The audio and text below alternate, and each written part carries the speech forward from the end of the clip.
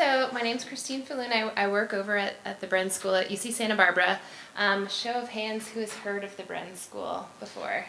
All right, cool. All right, we got a couple people that know a little bit about us. So I'm going to talk a little bit about Bren. My position at Bren is I work in student affairs. So I help recruit new students to the Bren School, and then once they're there, I help give them advice about the classes they should take and help make sure that they graduate, basically. So I get to work a lot with students, which is really fun. I'm also an alum of the program, so I won't tell you what year, but I've been around Santa Barbara for a little while, and it's fun to now be able to be on the other side of things and help bring great students to the Bren School. So a little outline of my talk. Oh, there we go. So I'll give you kind of an overview, a history of the Bren School, talk a little bit about the faculty that we have there. I'll give you an overview of our MESM program, and MESM stands for Masters of Environmental Science and Management. We also have a PhD program, and then I'll have some time for kind of questions at the end. We're a small group, so if you also have a question, feel free to raise your hand as we're going through things. So Bren is a leading environmental school. This is Bren Hall, which is where we house all of our faculty, our students, and our classroom buildings. It's a center for research and teaching. We really kind of pride ourselves on the community aspect of it. Students really get a personalized academic experience. The faculty are all housed in the building, and they're really accessible. They go by their first names. You can just, walk up and, knock on someone's open door. There's a focus on interdisciplinary and collaborative research. So interdisciplinary in that we have faculty that are experts in several different disciplines, and then collaborative meaning that they're working together. We have currently 24 faculty, but we have 2 new faculty starting this quarter, so we'll be at 26 in just a month or so. We have about 80 students in each cohort of master's students, and our master's program is 2 years, so we have about 160 master's students, and then about 50 PhD students, and then about 20 or so staff. So as I mentioned, this is Bren Hall. It was built for our program. It was completed in 2002, and when they were building it, they really wanted to reflect the school's commitment to sustainability. So a lot of care was taken in all of the design features and using sustainable materials and things like that when they actually built the building. A little bit of history. So the program, in 1991, the UC Regents approved actually establishing the school, and in 94, our first dean was elected. His name's Jeff Dozier. He's actually just retiring this year, so he's been at the school for that entire time, which is pretty cool. And he put together kind of the first faculty members who were appointed as part of the program. And so these included faculty from all different departments on campus. So, computer science, engineering, economics, ecology, evolutionary, marine biology department. But it was a little bit disjointed because if you've ever been to UCSB campus, it is huge. So it's kind of hard to have, collaborative research or people working together when they're, have to walk 15 minutes across campus just to have a meeting with people. So we admitted our first students in 1996, and it's a 2-year program, so they graduated in 98. And in the in-between time, we received a major gift from Donald Bren, and so we named the school to reflect that gift, and we started construction on Bren Hall. We also, in that same year, added the PhD program, and building took about 4 years. It opened in April 2002, and it was the first laboratory building in the U.S. to receive the Green Building Council's LEED Platinum Award. Has anyone heard of LEED before? Yeah, so this was back in 2002, was kind of like a new a new thing. So we were sort of the guinea pig for a lot of different materials.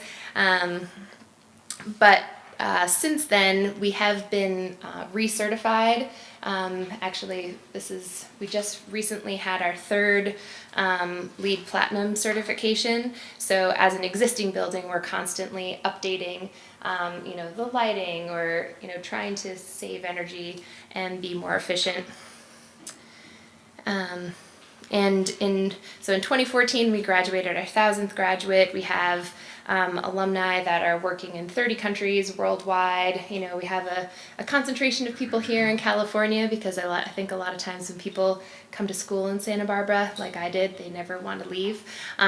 So we have a really good network of people here in California, but we also have people working across the U.S. and internationally, and have a really strong network of alumni, which is great. Our faculty, this is faculty part 1, range in disciplines. So you can look up here and see, someone working in policy. We've got economists. We have, scientists, microbiology. Jeff Dozier, who I mentioned, who was our first dean, he works on snow systems. He runs a course up in Mammoth on snow every year over spring break, which is kind of cool. And then also things like environmental informatics, which is much more about how do you manage, data, in big sets of data. Here's a second set of faculty. We also have, several faculty that work on like fisheries or marine spatial planning because of our proximity to the ocean and the Channel Islands. But we also have, law faculty, so really across disciplines, with the unifying factor that all the faculty are working, toward solving environmental problems. And if you think about how you solve an environmental problem, it cannot, a solution isn't going to be available that will work in any one area. You could have a really great science solution, but if the costs are too high, it's not feasible to do. So, our faculty really reflect that interdisciplinary approach to solving problems.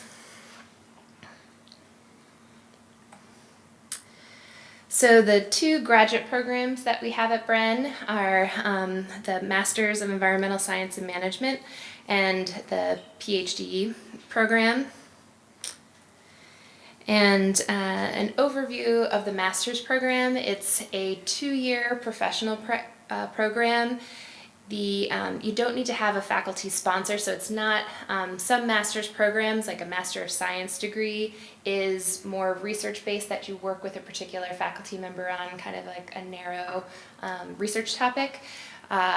You do have faculty advisors at Bren, but it's much more based on the subject that you choose to study, rather than having to pair yourself with a faculty member and, at the initial application process.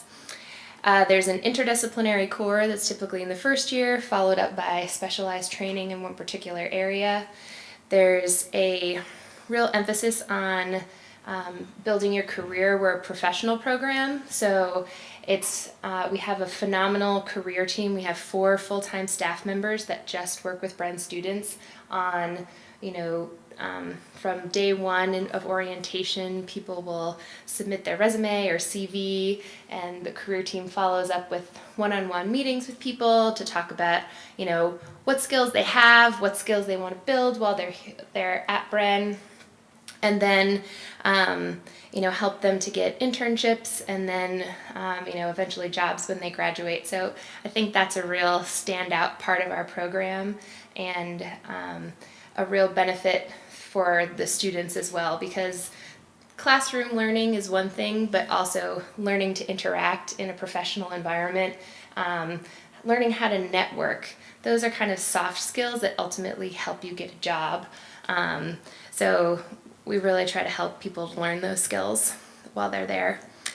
There's also a master's project that's kind of like a capstone project that you do, kind of the equivalent of a master's thesis, with a focus on problem solving. So you actually tackle a real world problem, so it's very applied.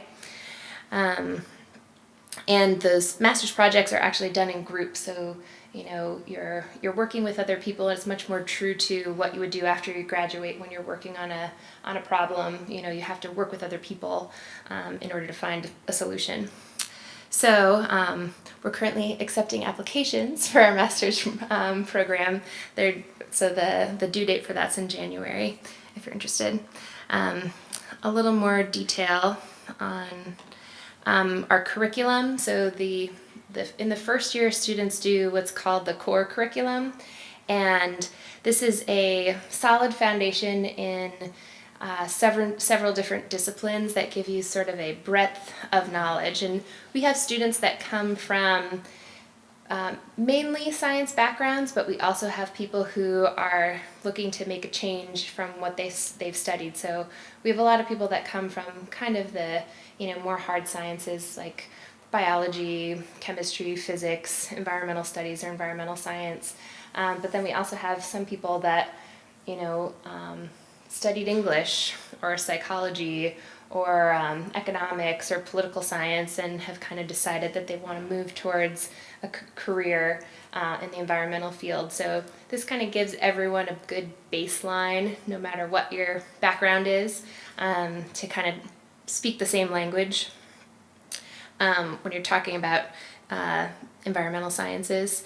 And so in the first year you do these 9 courses, and we're on a quarter system at UCSB. So you do 3 quarters for your academic year. So taking 9 classes isn't like a ridiculous amount in one year. So that kind of gives everyone that baseline.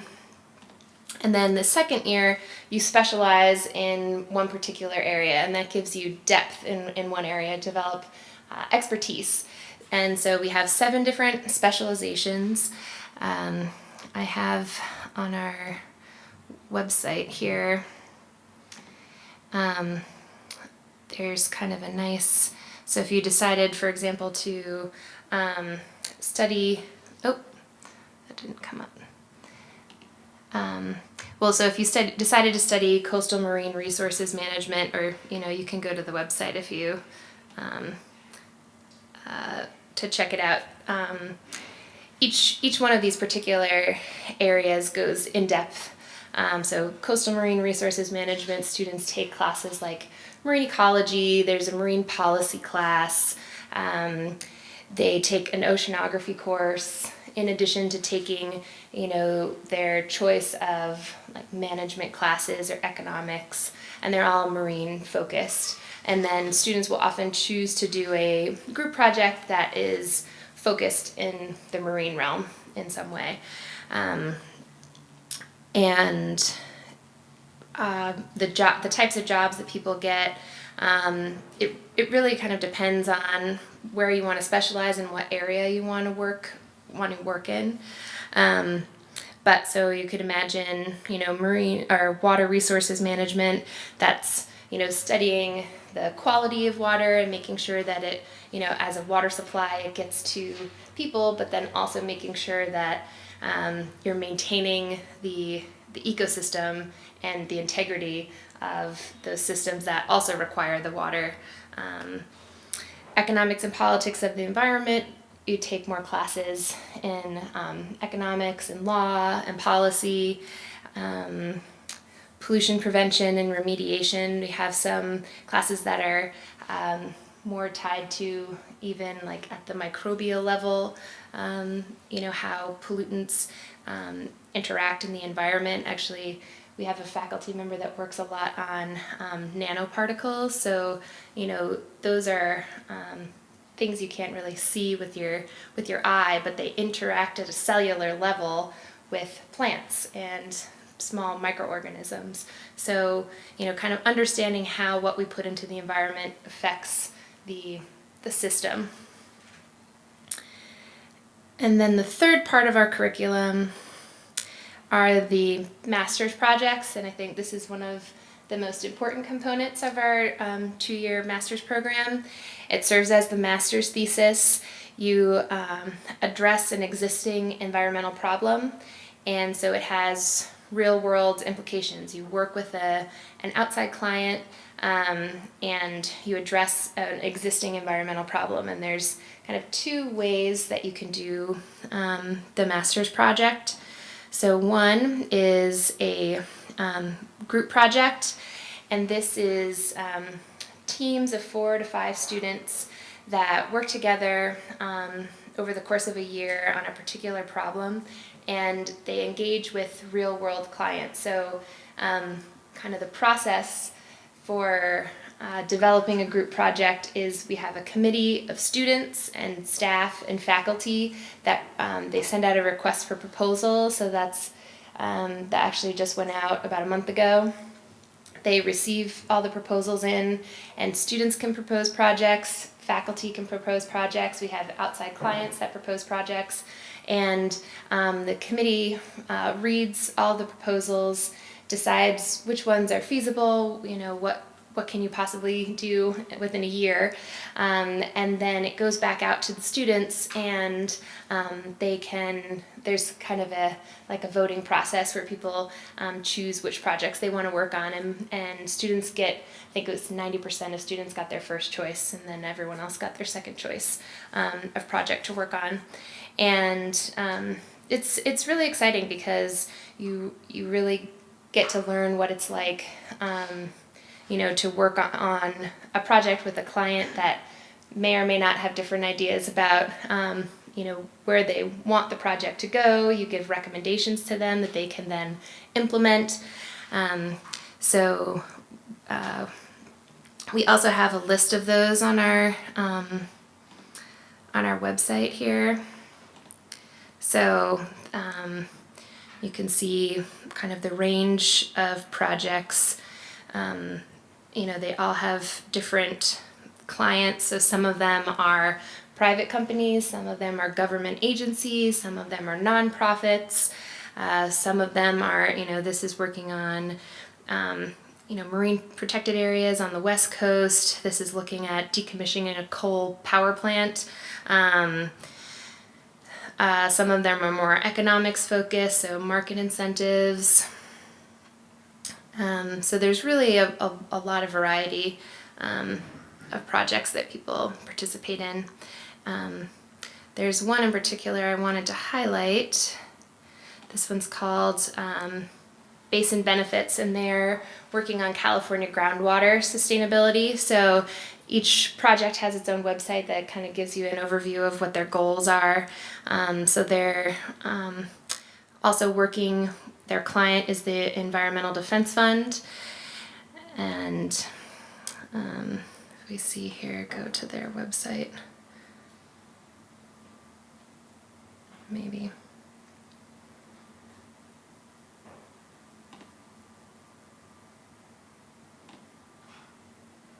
Well, you can see that there's kind of a framework, and this project has they started in the spring of this year, and they're kind of in the midst of working through their work plan, but they're working specifically with stakeholders in the Central Valley, in addition to working with this NGO to bring them some recommendations about the best way to kind of set up a framework for working with the Central Valley farmers on water issues, which is a really pressing issue right now given our current environmental climate in California. So that's, I think, kind of exciting for students to be able to get on to work on projects that have real world implications and outcomes. Okay, and that's just the link to their site. So the other option for students to complete their master's project are what's called an eco-entrepreneurship project. And so the client for these students is actually themselves. They're creating a business and creating a product that fills some kind of environmental need in the marketplace.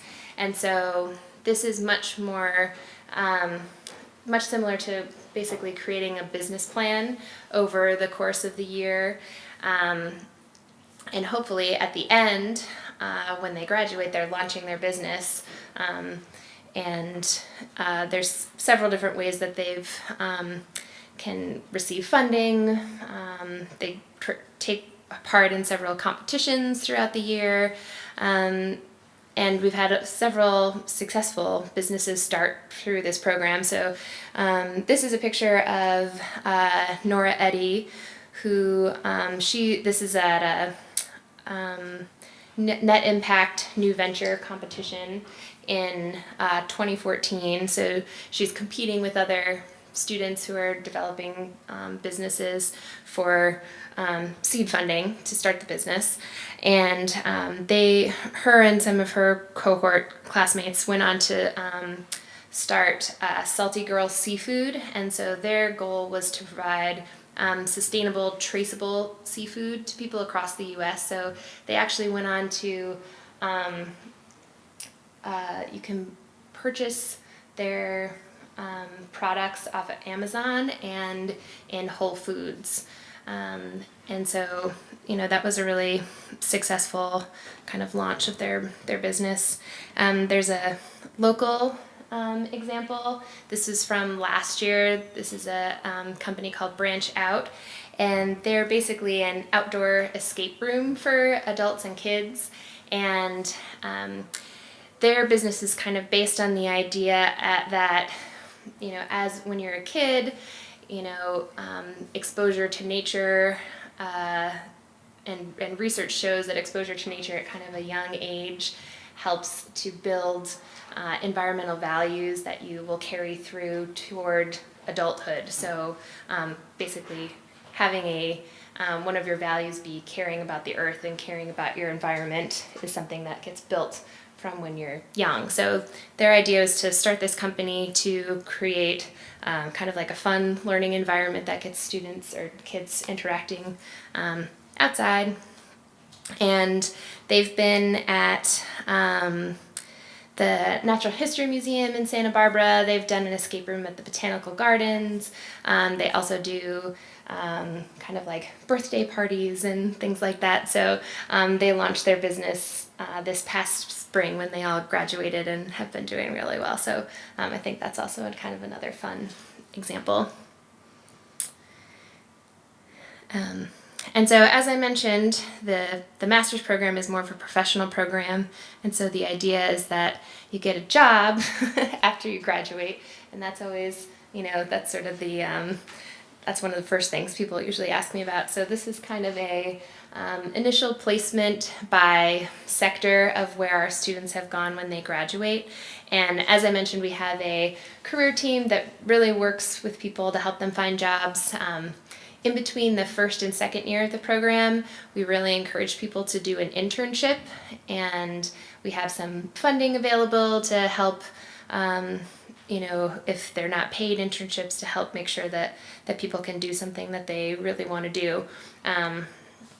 So it's kind of a good built-in way to kind of test out working in different sectors. As you can see here, that large blue section is consulting. So I think it's about 35 to 40% of our students go into consulting after they graduate. And then I'd say, government or nonprofit work is kind of the next most popular. And then corporate or research and education. And then we have a kind of subsection of students that go and launch their EcoE business, so they become entrepreneurs basically afterwards. And I think this is also reflective of, every individual student has a different goal in mind, and because people have such different interests, it really kind of depends on, where you want to go. So I think there's also a lot of flexibility with the degree as well, which is nice. So any questions about the master's program so far? Okay, so I'll talk a little bit about our PhD program. The PhD program is much more like a traditional PhD program in that it's research focused. It is a mentoring program, so you do work with a particular faculty member who's, hopefully your research interests match their research interests and you work together on larger projects. The PhD program's typically 5 years, so it's longer in time, and then also, you go into much more depth in a particular area.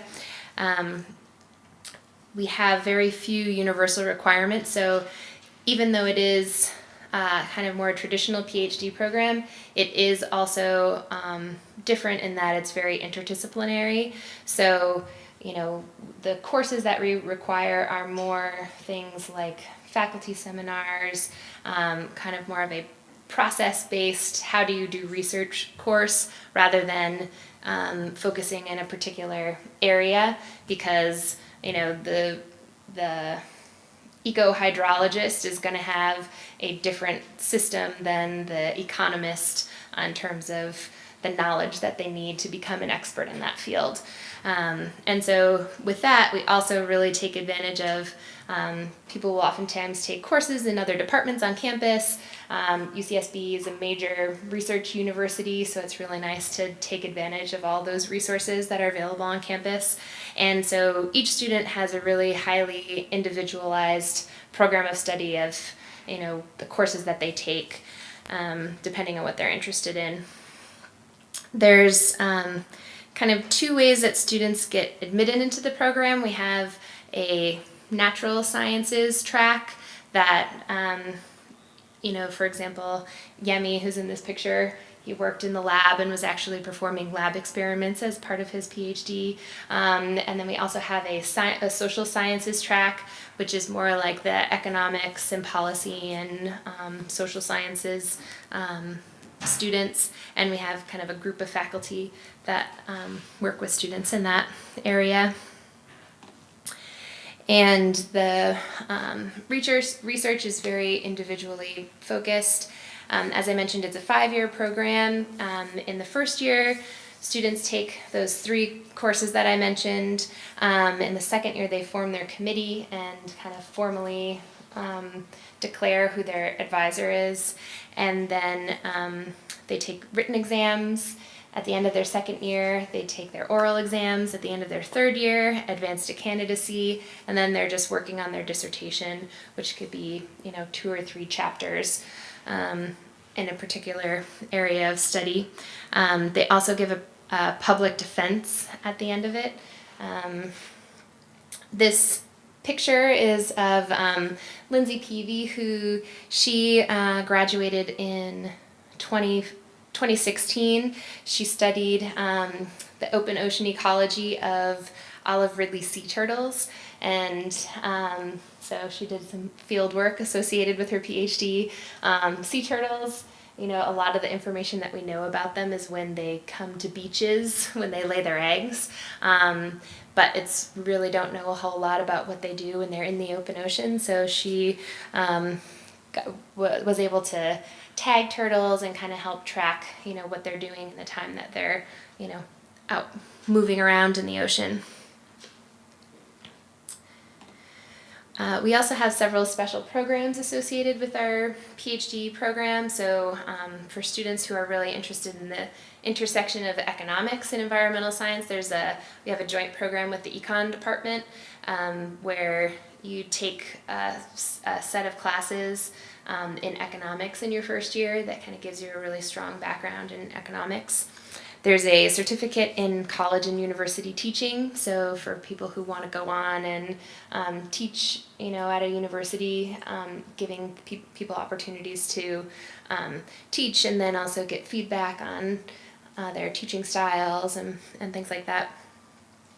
There's a master's group project mentorship program, so the master's projects, they have a faculty advisor, but many of them also have a PhD student that acts as an advisor as well. So that's helpful for the master's students because PhD students are a little easier to get hold of than faculty members sometimes, or they're a little more approachable. And it's also a really good opportunity for PhD students to mentor students and help problem solve and things like that. And then we also have a really great community of students. So we do things like coffee hours and gatherings with the faculty and the students.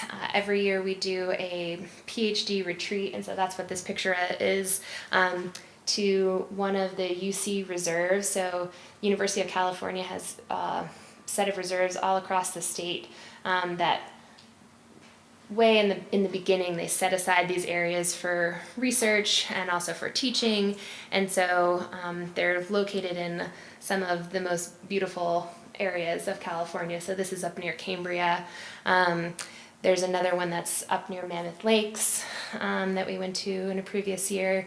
So it's open to all PhD students, open to the faculty and the staff to kind of get together and talk about the program and get to know each other outside of school. So that's also, I think, a really nice part of the program, and it also kind of fosters collaboration between people.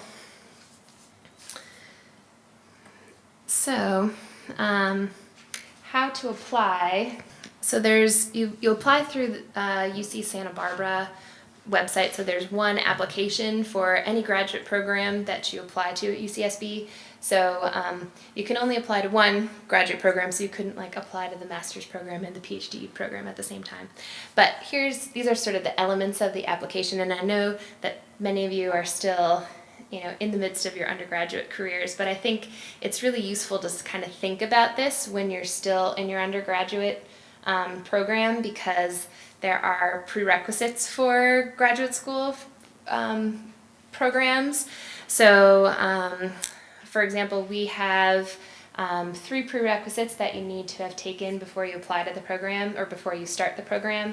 So you need 1 year of science, you need 2 quarters or 2 semesters worth of calculus, and you need 1 quarter or 1 semester of statistics.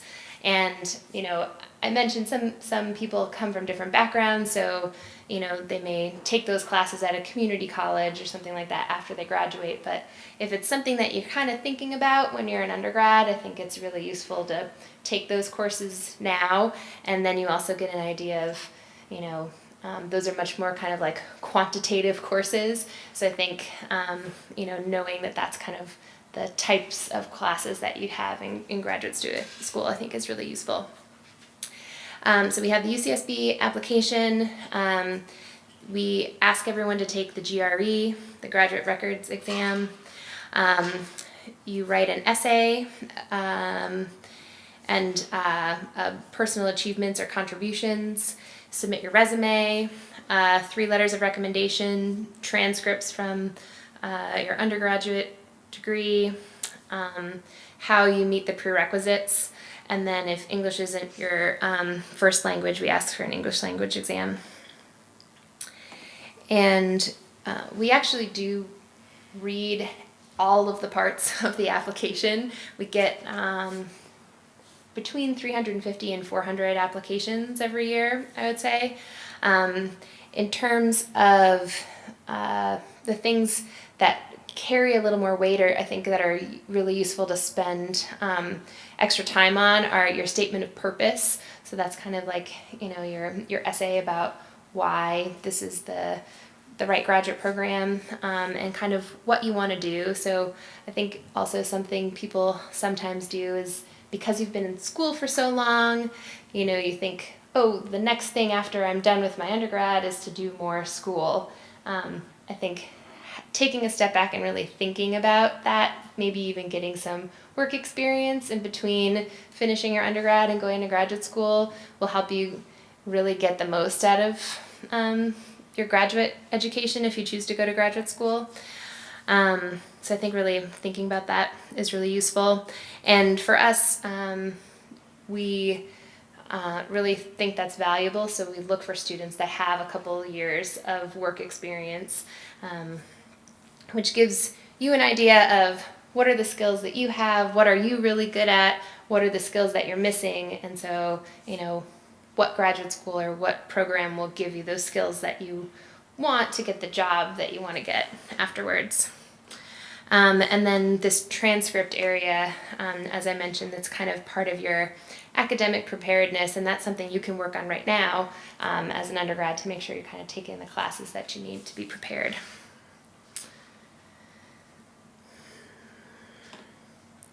And so lastly, I also want to make a small plug for, as was mentioned, we're just down the road. So there's a lot of things happening at Bren all the time that are open to the public. I have actually, if you have an interest in getting on, we have a Bren alerts email list that sends out a list of like what our calendar is. We also list it on our website. This is our fall seminar schedule that's also open to the public. We have them on Mondays. I think there's always a lot of really interesting stuff going on at Bren, so keeping an eye out on things and going to seminars, it kind of gives you a better idea too of like what you want to study or what you're interested in. So with that, I also wanted to mention we have an open house on November 3rd. So that's for prospective students who would be applying this year to start next fall. But we have kind of a series of like a faculty panel, we have a student panel, we have a presentation by our dean about the academic program, we have a career development presentation as well. So if you think you might be interested in the program, I think going to the open house is a really great way to kind of see what it's like to be a Bren student and also talk to a bunch of current Bren students about questions. Well, thank you so much. Yeah, sure, no problem. Thanks for having me.